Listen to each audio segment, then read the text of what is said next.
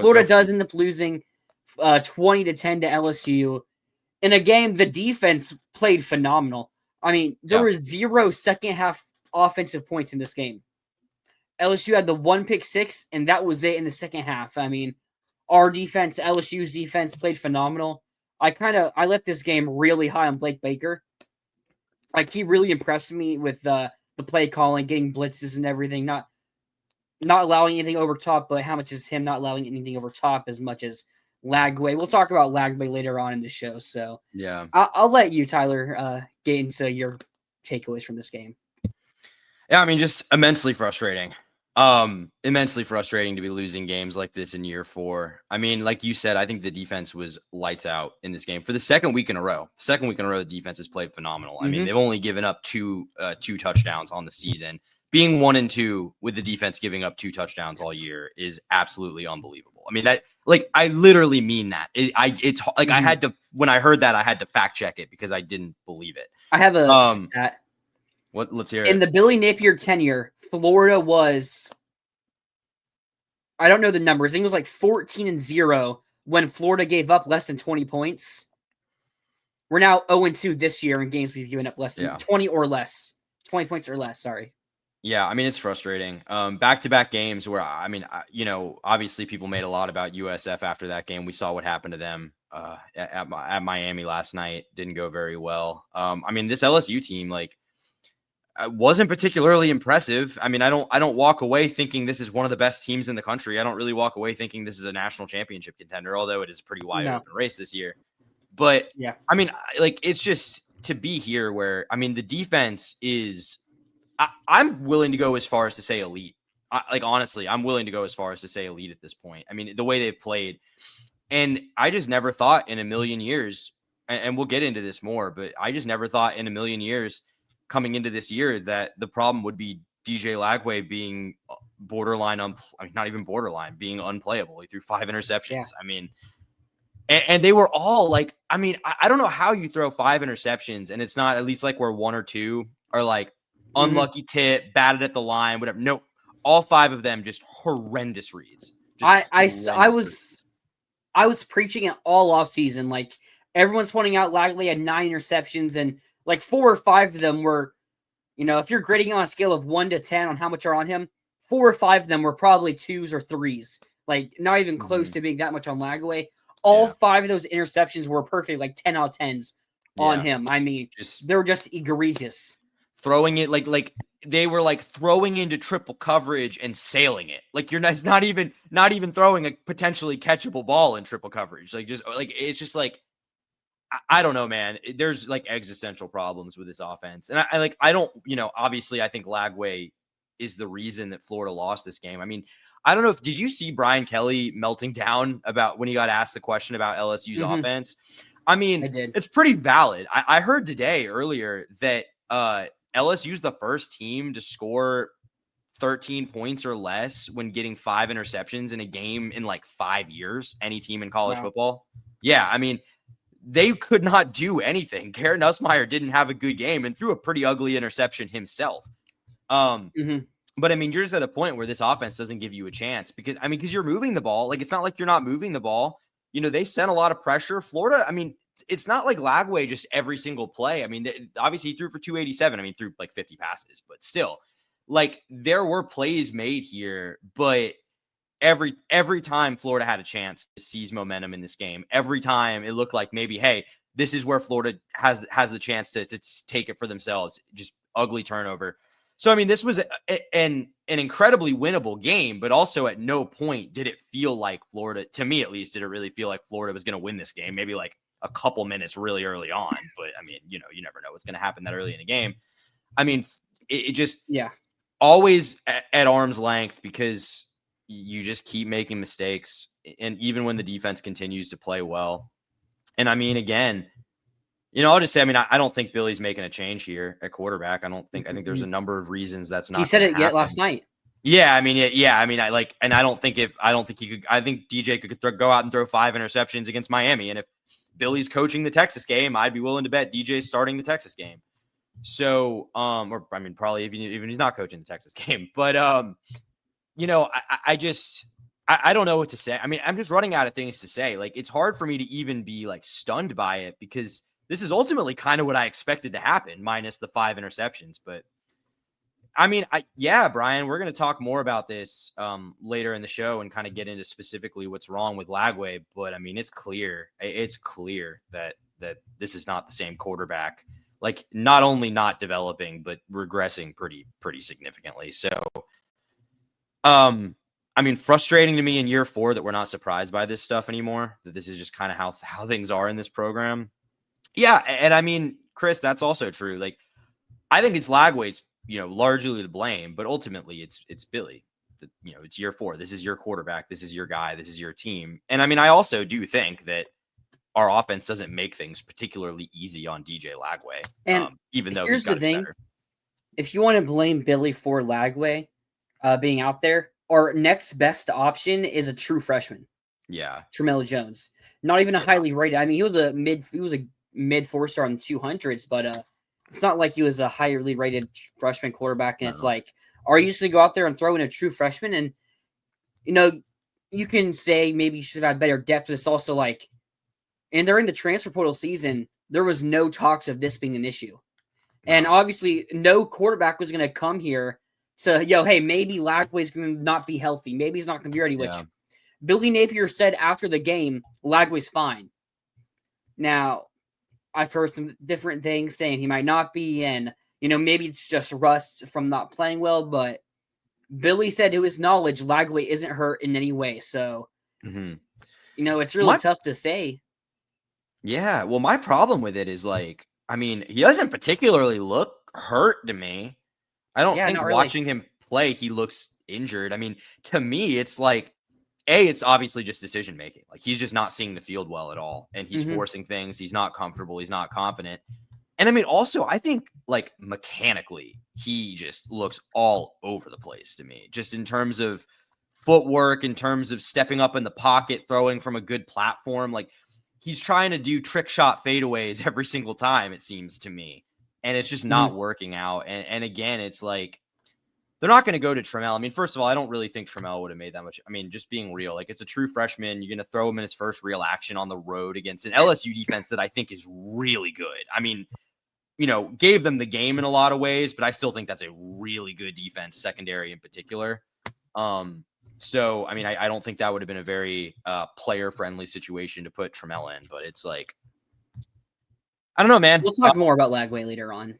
Yeah. Let's not get too in that one, but I mean, just overall, man, it's year 4. You're 1-2 in year 4. You're probably looking at 1-5. Just being real, probably looking at 1-5.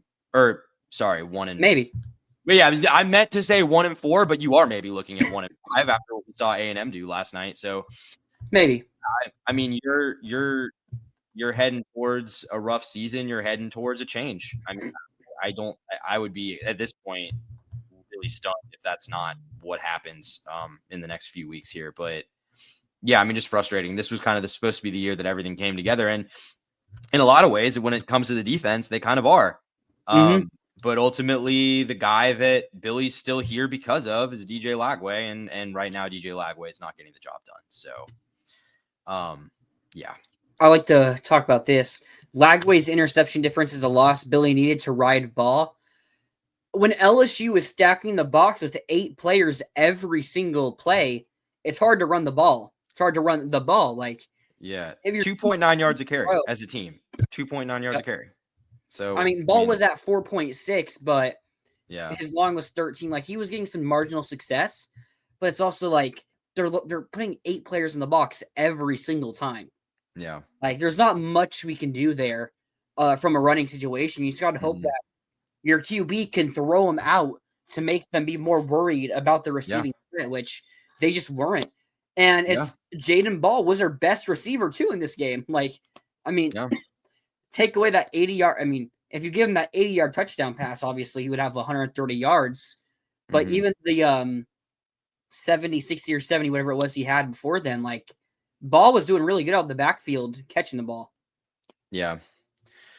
Yeah, I mean, I think I think that nails it, Chris. I mean, like, I think that, look, defensive coaches are smart. Defensive coaches aren't idiots. They watch film. They know, they see when something works. The recipe's out. The recipe's out on what to do to stop Florida. I think John Summerall did it in the bowl game, a really good defensive coach. I think USF did it last week, and obviously Blake Baker and LSU did it this week. If you load up the box and don't let Florida just chunk you on the ground and make DJ throw the ball, you're going to force mistakes. You're going to force turnovers because, frankly, I mean, I think he was a lot more confident last year, but I think reading the field and seeing the field when he has to drop back and they've got they're making him throw. I don't think that's ever been a strength for him. I think that was something he struggled with at times last year too.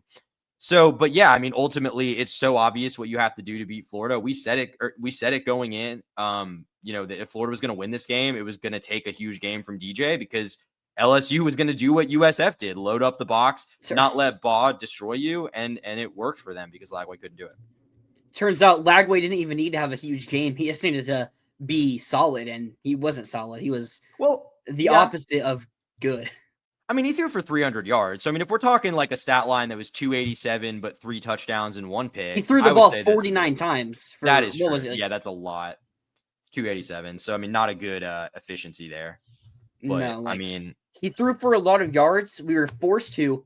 The screen game also worked better this week than it did most weeks. It's also LSU blitzing a lot. The RB screen always works really well here for us, and we brought it out a couple times in this game, so that was cool. But I mean, Lagway threw the ball a lot. It was actually the most passes a QB's attempted in the Billy Napier era. One more than Graham Mertz did against South Carolina back in 2023, where we were able to sneak out a win there. And I felt like we could have. I know you said earlier that you didn't feel like at any point we're going to win this game.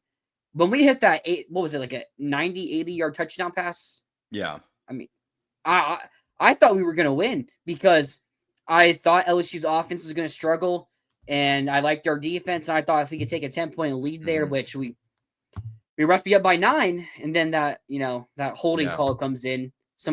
Both of us felt like that holding call was a pretty weak call, but it's what happened. And when you're when your offense is so reliant on a couple plays, and that one play ends up not going the way that it should have, we saw it last week against USF, and the exact same thing just happened. We have more touchdowns taken back because of penalties in the last 2 weeks than we do touchdowns actually scored. Yeah. I mean, that's just a problem there. No, yeah, it absolutely is. And like at the same time, it's like, yeah, I agree. That was the one point in the game where I was like, wow, okay, maybe they're going to do something here. But it's just like, that shouldn't be the difference. Like, that shouldn't be the difference in a game where the defense is playing well and not letting them move the ball very effectively or score points. I mean, they had 13 offensive points. So 1 touchdown from the offense. Like, that shouldn't be the like, that play getting called back shouldn't swing the entire game. But Florida just has. Yeah, go for it. I'm pretty sure they got like their 2 other field goals as well off of turnovers. Or no, they got 1 off of the Lagway interception before half, and they got 1 after. They also got a field goal after the So they got according to this, they got 1 field because they had 10 points off turnovers according to this. So that would be the pick. So then I'm not. It's not a turnover, but when we had the punt after the touchdown got taken off the board because we were in the red zone, and we had the punt from the red zone, they were automatically in field goal range basically, and they also scored off that, which. 80-yard touchdown being taken off the board feels basically like a turnover. Yeah, I mean, just can't take advantage of the opportunities. Billy continues to struggle on the road, and it's just, I mean, it's not even that I think this team is awful, but it's hard for me to have any confidence in this team in any game because they play to the level of their opponent and then make too many mistakes to win. That's what it feels like to me. So, I mean, just continue to struggle to score points, continue to struggle to, I mean, I don't want to say move the ball because they did to an extent, but just not consistently, couldn't run the ball very effectively in this game. And just, it's just frustrating. We expected I certainly don't think we thought there was a chance of starting 1 and 2. I don't think either of us thought that was even a remote possibility. So, but here we are. Yeah, I mentioned this last night, Kenpo. 3-yard runs to Jaden Ball is better than interceptions or pick sixes. Yeah. And Rob, Mertz won 6 games in his UF career. Let's stop acting like he was Tom Brady here. I don't think either of us think that. No, but I don't think he throws 5 interceptions in this game. Yeah. No, I mean, I think any other quarterback. Mertz had 5 interceptions in his 16 starts here at UF. Yeah. So I mean, that's a pretty big marker right there. Yeah, I mean, Brent, nobody said Mertz was ready. He was a lot better than the garbage performance we saw yesterday. I mean, that was the worst game. I mean, the worst game since Shane Matthews threw 5 in 1992. I mean, we're talking 33 years. Yeah, awful. Yeah, talk a little bit about the defense here because they were phenomenal in this game. LSU couldn't really get a run game going at all. Defensive line was really great. Our linebackers, Miles Graham had a very good game.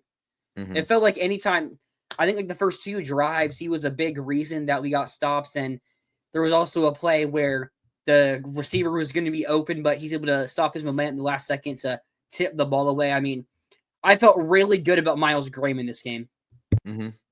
Yeah, I mean, he's a guy to me that has stood out all season so far. I mean, I don't want to say a bright spot because I think the defense as a whole has been a pretty bright spot, but I mean, he really is a guy that I'm like, hoping that if there's a change, him being a legacy, I'm hoping that he's a guy you can keep around because I think he's developing into a really, really good player.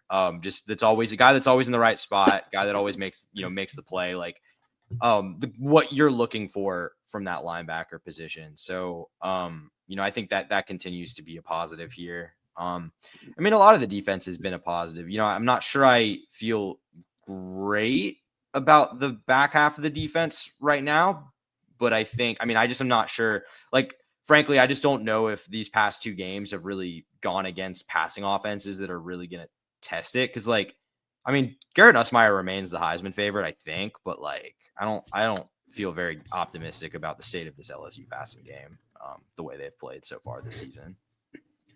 Wait, no way. Carson Beck and John Mateer basically tied. Are they? Yeah, then Dante Moore and then Nussmeier. Okay, so Nussmeier's not in that top because he was tied with Mateer, I believe, going into Saturday. It's really interesting to look at these new Heisman odds because John Mateer was seen as a guy who could, but there were so many questions about Oklahoma's offensive line and the receivers that it's like, maybe he won't. And then, I mean, I was higher on Beck than a lot of people were, but now being second to Heisman odds, we'll see how things continue for Miami. And then Dante Moore. Yeah. Shout out Dante Moore. He's right there. But, I mean, defensive line played great. Linebackers played great. Secondary played pretty well. I mean, again, I was lower on LSU, so our defense having a very good game against them. That's basically what I should have expected from them. But there's still a part of me that was like, okay, we could just completely collapse defensively here. And they didn't. I mean, until that last drive, or they gave up the one big run there, which I don't know if you blame too much of the defense for. The game was already over at that point. Like, I didn't really take anything away from that, but yeah. Brian Kelly yelled at Nuss for the 1 interception. That was a horrible interception. It was pretty bad. Yeah, it was pretty bad. Like, LSU was playing safe football for the entire game until that. They let Lagway lose Florida the game and didn't try to do anything fancy to win it. That's how it went. I mean, in the second half, I think it was like the late third or early fourth, they punted from like their own, from the 50-yard line on like a 4th and 1 or 4th and 2, a really short 4th down. And it's you go for it there. You have a chance to kind of go and put this game away, but Brian Kelly punted it, which, it trusted his defense and trusted that Florida would make a mistake and not make them pay for it. Yeah, it was pretty safe bet with how the night was going. I mean, I don't know. I feel like the reps are more important than anything else, honestly. Like, I think we're getting to a point where it kind of doesn't really even matter. Yeah, I mean, I think his confidence is shot. Like, I mean, it was shot going into the game. So, yeah, I mean, guys, they're not benching Lagway. Like it's just not going to happen. Although there was like one play where Lagway did limp a little bit after that. I remember. Yeah, I mean that's a different story if injuries start becoming a problem again, but they're not going to bench Lagway for play. No, they won't bench him for play. I mean, Brian, I don't know. I don't disagree. Oh, sorry.